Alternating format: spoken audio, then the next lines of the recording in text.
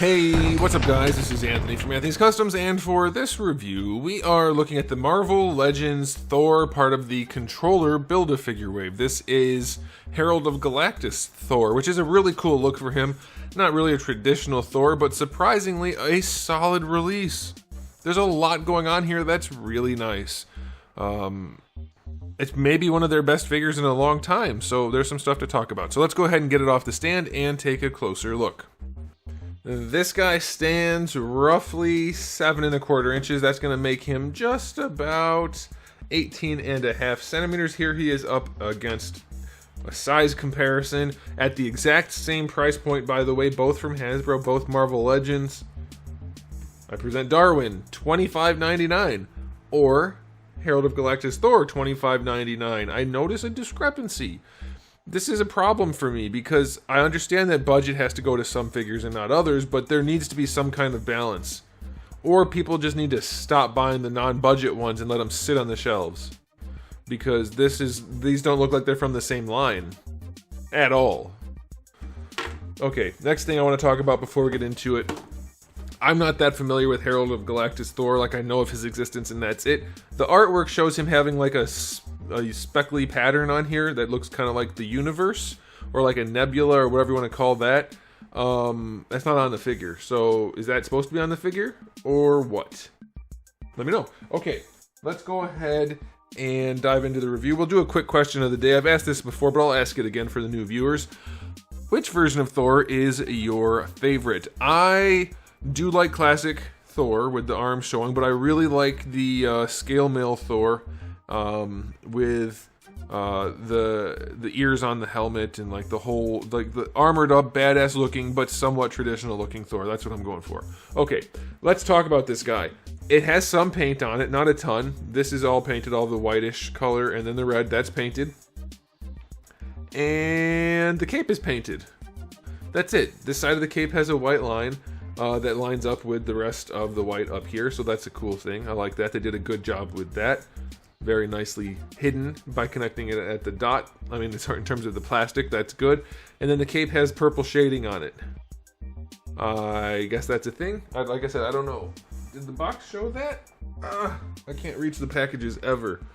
The box shows it, but not really. It looks like more like just regular shadow on the comic art or the box art, but that's cool. Regardless, I'll take it. But that's it. There's not a whole lot of paint going on. It still looks good enough, I would say. The face has some paint. The eyes have tampography to make them look like they've got the blue glow going on, so that's nice.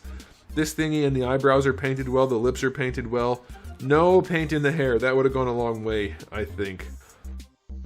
But it's not painted. So, yeah, again, we need more paint, but this guy is all new mold, so, and there's enough going on here that it looks pretty good without it, so I'm all right with it, but more paint is always a good thing. I said that about Null, and people were like, no, it's fine. And then somebody painted it and tagged me in a post on Instagram, and it looked so much better. Like, so much better. You can take a figure with a decent enough sculpt and make it look like a high-end collectible with a little bit of paint. This guy could use some. It's not necessary. Sculpt is pretty good. The thighs still seem a little small. Lower legs seem really big and skinny. Long and skinny. But otherwise, it looks pretty good. So I'll give the aesthetic like an 8 out of 10. For Marvel Legends, it looks nice. Alright, as far as accessories go, no alternate head. As far as alternate hands go, we have the gripping hand and the wide open hand that come on him in the package. Then we get 2 fist hands. I might have swapped out the hands, but either way, I don't know which ones come on him in the package, but that's what you get. Then you get his transparent blue hammer, which really could have used something to make it look like it's glowing with like electricity, like lightning, but it's okay.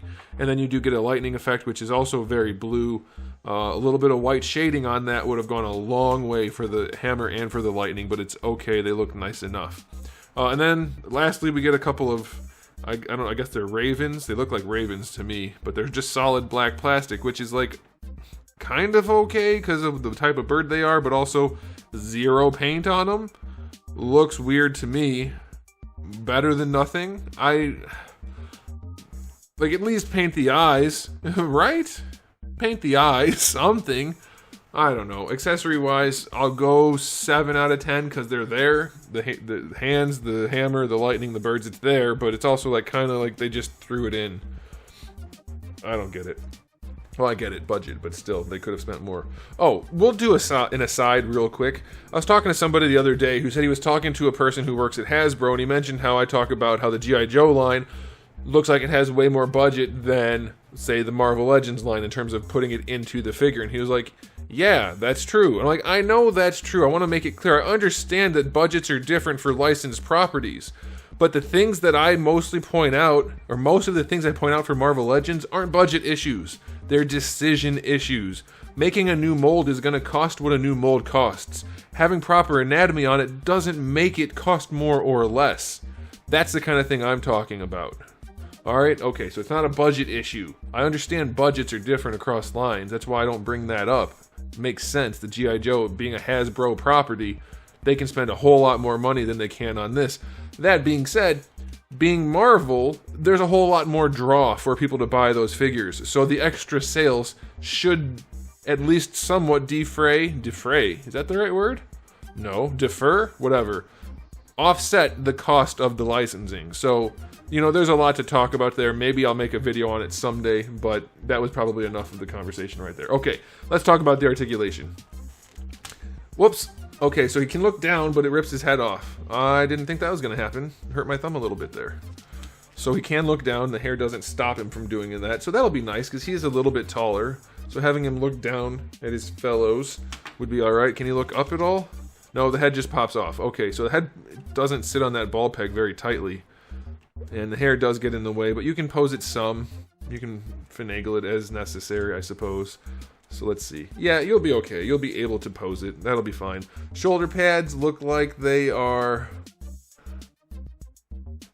I can't imagine they're actually connected. It looks to me like they just sit in the cutout for the joint. Can you see?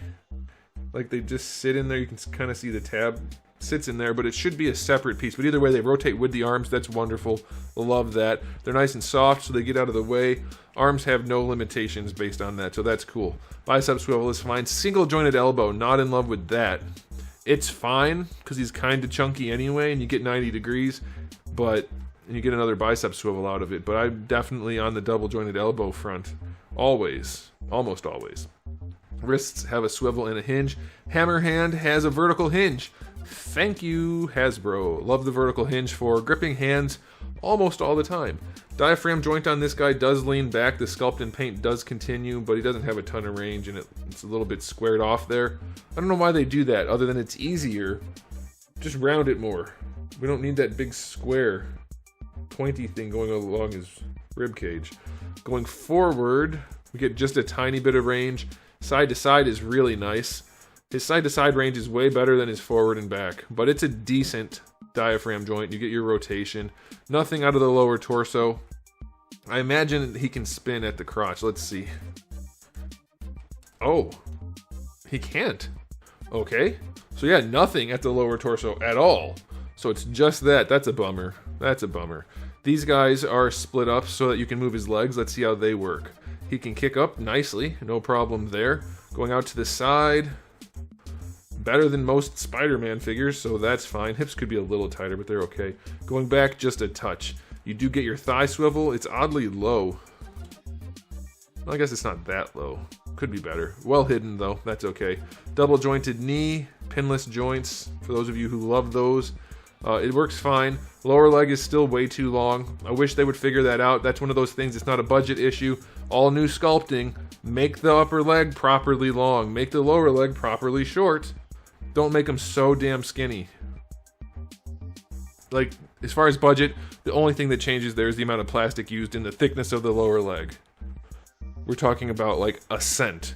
So, that, like, isn't even a big deal. Just get the proportions right and the thickness won't matter as much.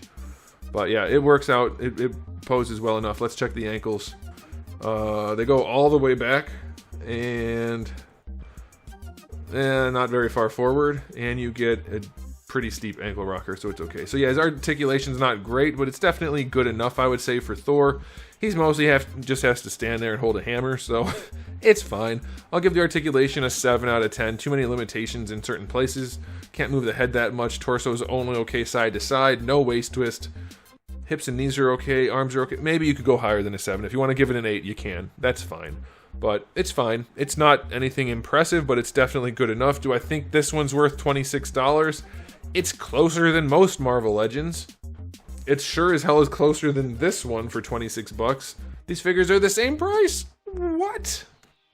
What the heck? Oh, man.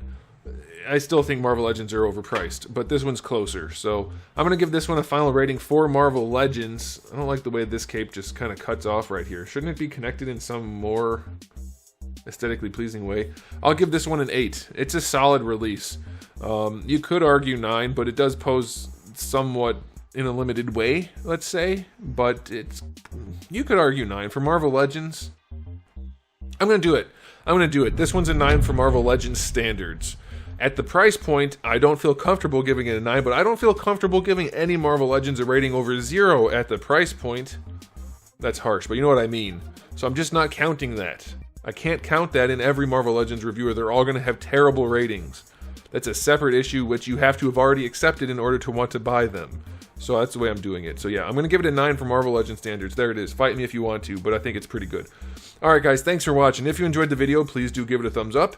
If you didn't, a thumbs down is okay too. And if you guys would like to share it, that'd be great. It would help the algorithm, and I would love it. You don't have to. But if you haven't subscribed, you should do that, because I do have new videos almost every day. It's every day but Wednesday, but sometimes also Wednesday, and thousands already on the channel. So make sure you come back for all of that. And in the meantime, keep collecting.